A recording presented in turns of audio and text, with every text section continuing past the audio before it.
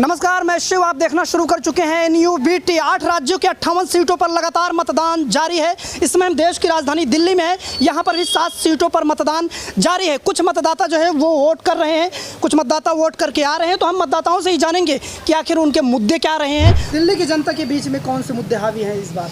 Sir, विकास है, रोजगार है, शिक्षा है, स्वास्थ्य है, ये सभी मुद्दे हमेशा हावी रहे हैं। चुनाव में, किसी भी चुनाव में आप देखेंगे तो यही मुद्दे हावी रहते हैं और इस बार भी यही मुद्दा है।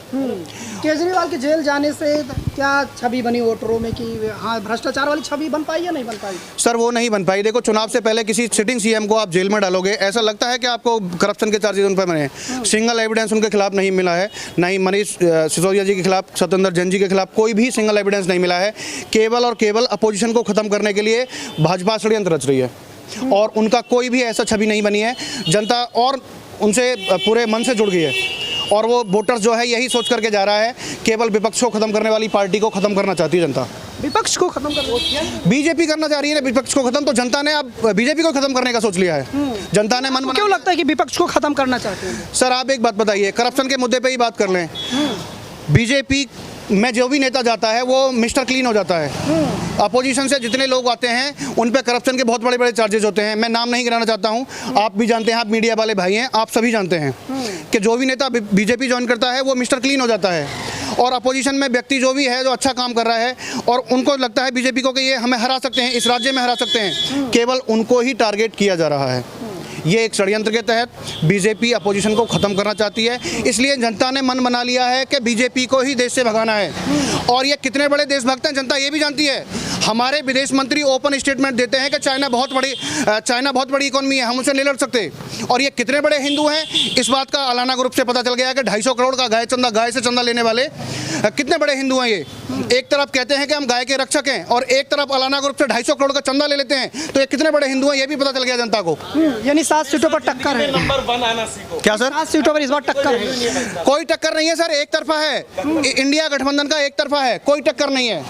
अगर इनका इतने ही अच्छे काम होते तो इन्होंने अपने सांसद क्यों चेंज किए हैं, इन्होंने रिपीट क्यों नहीं किया? वो तो उनके पार्टी का मामला है। पार्टी का मामला नहीं है सर। व्यक्ति वही वोट मांगने जा सकता है जिसने जनता के लिए काम किया होगा। उन्होंने कोई काम नहीं किया, इसलिए बीजेपी ने उन्होंने रिपीट करना, उन्हें हटाना पड़ा। रिपीट करते नहीं तो वो क्या लग रहा है टक्कर है इस बार 7 सीटों पर? 7 सीटों पर कोई टक्कर नहीं है। सिंपल सा इंडिया गठबंधन इस बार 7-0 करेगा। इस बार इंडिया गठबंधन की सरकार बनेगी। जो दिल्ली के अंदर विकास हुए हैं, अरविंद केजरीवाल जी द्वारा विकास किए गए हैं, उनके नाम पर दिल्ली की जनता, दिल्ली की महिला, देखिए ना महिलाओं की। केजरीवाल ने इतना भ्रष्टाचार किया, इस बार सुपड़ा फिर साफ हो रहा है 2014-19। मैं भी तो कह रहा हूँ, भाजपा में जितने भी आए हैं मिस्टर क्लीन होने के लिए, उन्होंने भ्रष्टाचार नहीं किया क्या? छगन भुजबल, हेमंत सोरेन, तमाम नाम है, एक नाम नहीं है। दुहाई संख्या में नाम, सैकड़ों संख्या में नाम है। अगर वो इतने ही अच्छे होते, देश राष्ट्र की बात करने वाले लोग होते, तो आपका जो वो पहलवान जी थे ना, क्या नाम है उनका, ब्रजभूषण जी, उनका टिकट काट दिया गया। जो महिलाओं की सुरक्षा की बात करने वाले आदमी है, वो महिलाओं का, हमारी महिलाओं का, जो हमारी खिलाड़ी, जो हमारे देश का नाम गर्व से ऊंचा करती है, उनके साथ यौन अत्याचार करते हैं। उनकी टिकट काट दी गई इसी वजह से, बेटे को लेकर आए।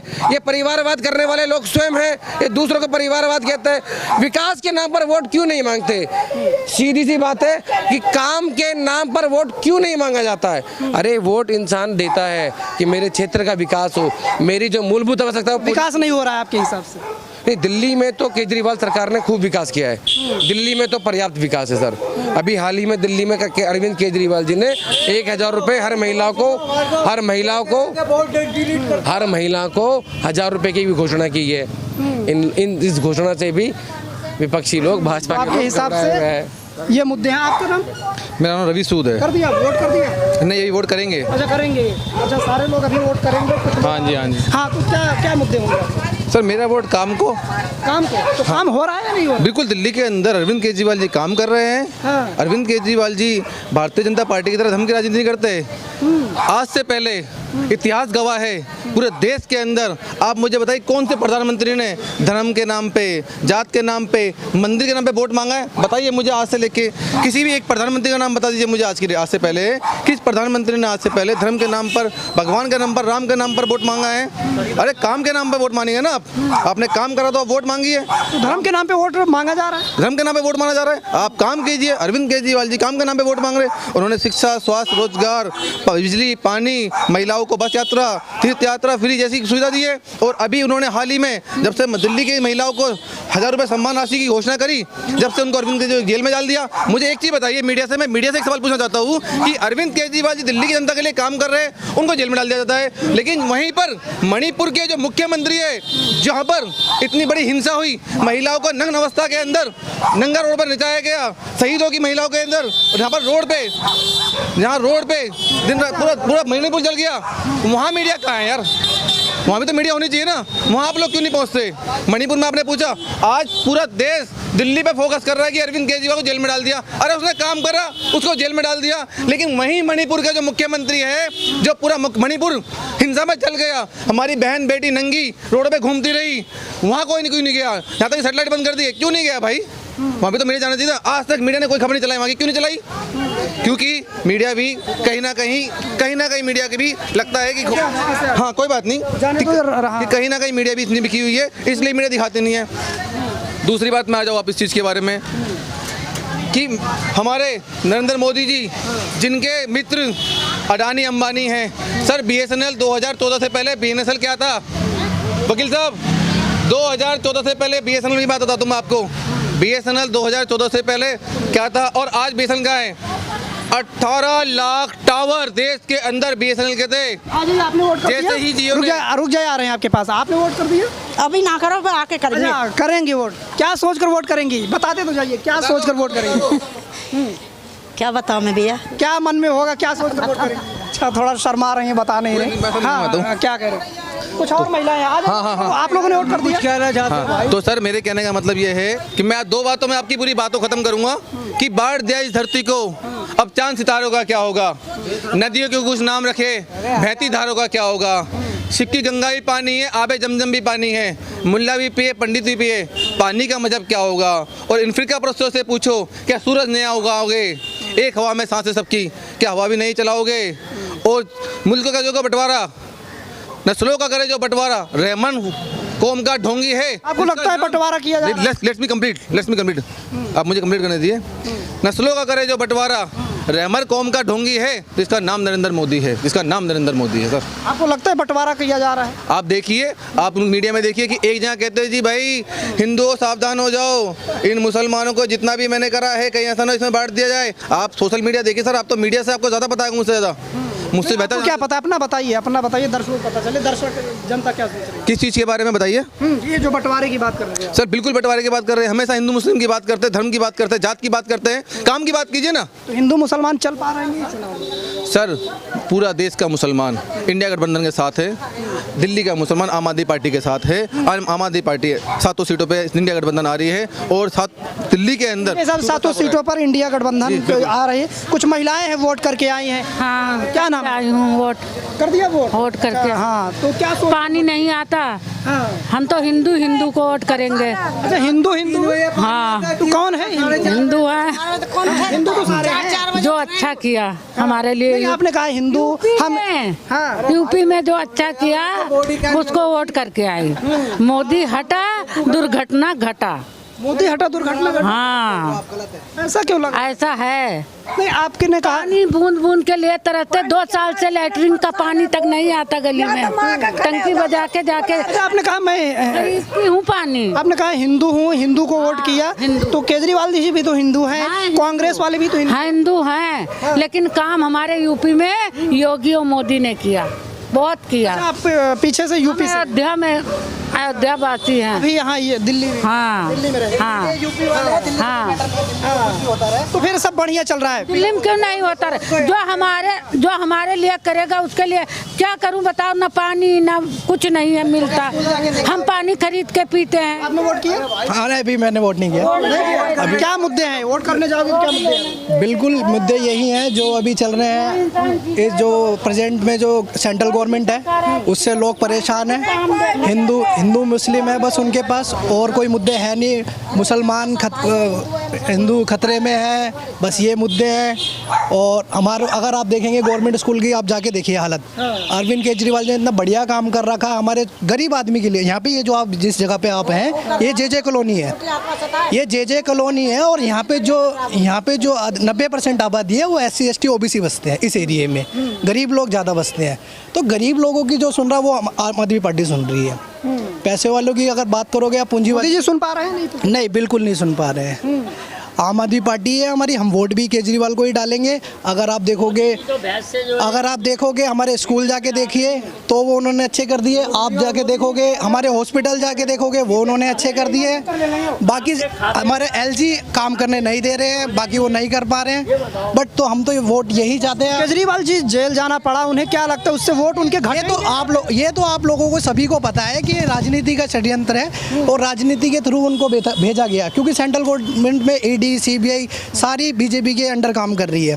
वो अपने स्वतंत्र कुछ भी काम नहीं कर रहे हैं, सब उनको ऊपर से आदेश आ रहे हैं कि क्या करना क्या नहीं। हिसाब से दिल्ली सरकार ने अच्छा काम किया? बिल्कुल अच्छा काम किया और हम उनके साथ ही हैं और उन्हीं के साथ हैं। केजरीवाल जी तो काम कर ही रहे हैं और इतना अच्छा काम कर रहे हैं, वो जेल जाए उससे कोई फर्क नहीं पड़ता। पब्लिक उनके साथ है हमेशा से, कोई उन्होंने ऐसा काम करा ही नहीं जो पब्लिक उनसे बिछड़ जाए।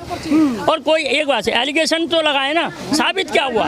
1 रुपया अगर उनसे मिला हो तो बताओ। ये तो इन्होंने जानबूझ कर डाला हुआ है, उन्हें पता था कि इनको हमने बाहर निकालेंगे तो हमारे वोटों पे इम्पैक्ट पड़ेगा, और वो पड़ रहा है। केजरीवाल अंदर गए या बाहर आए, अब उन्होंने बाहर आके इनको एक ऐसा तो वो बना दिया इनके लिए तमाशा कि वो परेशान हो रही है बीजेपी की। यार ये हमने छोड़ दिया या बंद कर दिया, करा क्या हमने? वो समझ ही नहीं पा रहे कुछ भी। बीजेपी अंदर जाने से किसे फायदा? उनके अंदर गए, उनके अंदर गए, बाहर आए, फिर किसे फायदा? हमें फायदा, आप आम आदमी पार्टी को फायदा, आम आदमी को फायदा हुआ। आम आदमी बिल्कुल एक तरफा इनकी तरफ हो गया है। अंदर भेज के इन्होंने इतनी बड़ी गलती कर दी है कि जो सहानुभूति मिलनी थी उस बाहर रह के उससे कहीं ज़्यादा मिल रही है अब।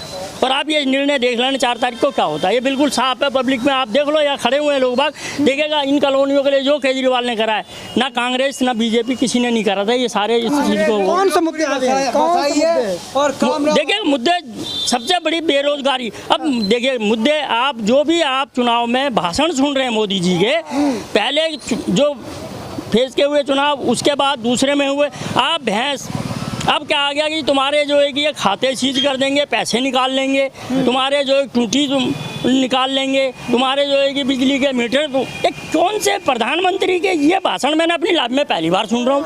ऐसे कोई भाषण होते हैं कि भाई तुम्हारे पे कौन है? कांग्रेस ने राज करा, कौन से बिजली के मीटर वो खा लिए उन्होंने?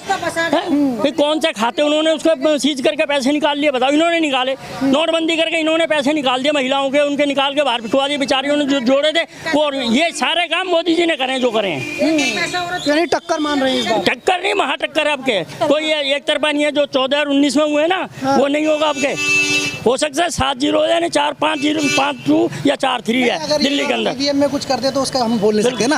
अगर EVM में घोटाला कर दे तो जीत जाएंगे। 400 पार का जो नारा दे रहे हैं, अगर EVM में कर दिया घोटाला तो आ जाएंगे। 400 पार नारे वाले में दम है? सर कहाँ दम है? पहली बार में दम, वो तो खुश हो गया कभी का, उसको तो एक बार के बाद दोबारा। ये तो आम जनता जो इनके कार्यकर्ता है वो बोल रहे हैं 400 पार, अन्यथा तो कोई नहीं बोल रहा। बड़ा नेता बताओ कौन बोला 400 पार? पहले बोला था इन्होंने, जो पहले चुनाव के फेज हुए थे, पहले फेज के चुनाव, उसमें बोल रहे 400 पार 400 पार। अब तो दोबारा वो 400 पार है नहीं, मुझे लगता नहीं। 220, 200, 250 अभी तो कह रहे हैं कि हम बहुमत का आंकड़ा क्रॉस कर चुके हैं। सर देखिएगा, ये तो एजेंडा सेट ना करे तो मजा क्या है?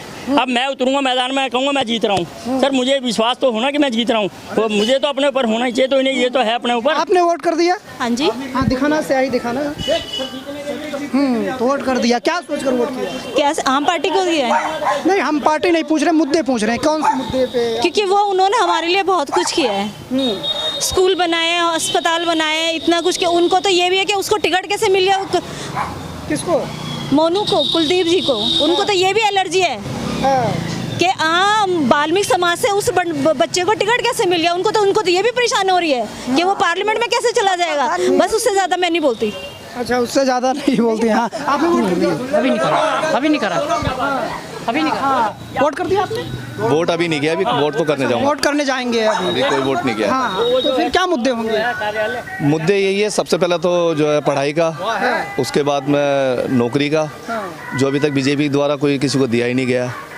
अगर बीजेपी इस बारी हटती है और केंद्र में कांग्रेस या जो एक गठबंधन की सरकार है इसमें से आती है, तो मुझे उम्मीद है कि इस बारी शायद पढ़ाई के ऊपर और नौकरी के ऊपर ज़रूर कोई ना कोई चर्चा होगी। ये तो कहते हैं हमने हर क्षेत्र में बड़ा काम किया है, बहुत विकास। नहीं, सिर्फ इन्होंने राम मंदिर को लेकर तो बहुत काम किए हैं, अदरवाइज इनके जो है कोई भी आप कभी भी इनसे कोई भी बहस करोगे, अगर किसी चीज़ को लेकर के बीजेपी के साथ अगर बहस करोगे तो इनका श्री राम जी बीच में लेके आएंगे, जबकि श्री राम जी तो सभी के हैं। ये कहते हैं हम श्री राम जी को लेके आए। इनसे ज़रा ये पूछा जाए श्री राम जी को ये कहाँ से लेके आए?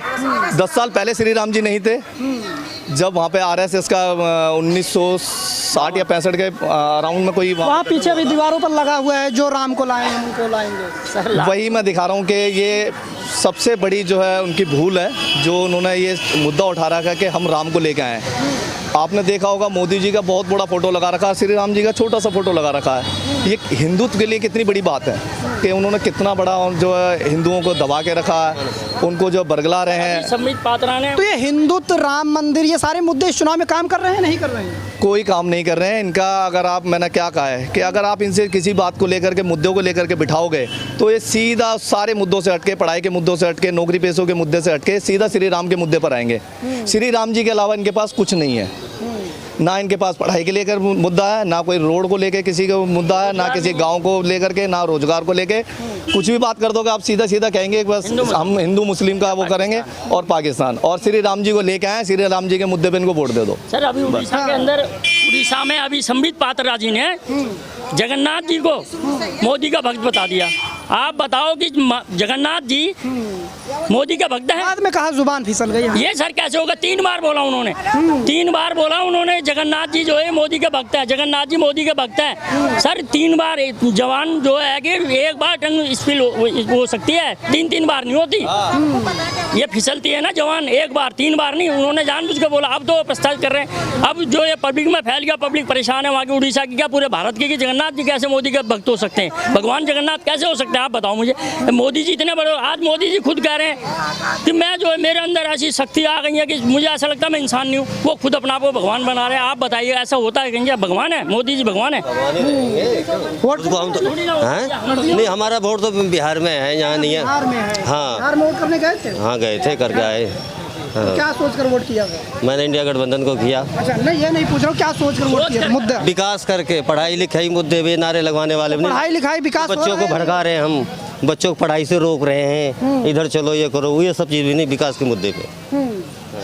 तो ये कुछ लोग थे हमारे साथ, बातचीत कर रहे थे कि मतदान को लेकर के आखिर उनके मुद्दे क्या थे, उन्होंने क्या सोचकर मतदान किया। तो ये पूरी बातचीत थी। इस बातचीत को सुनने के बाद आपको क्या लगता है? अपनी राय कमेंट बॉक्स में ज़रूर बताएं।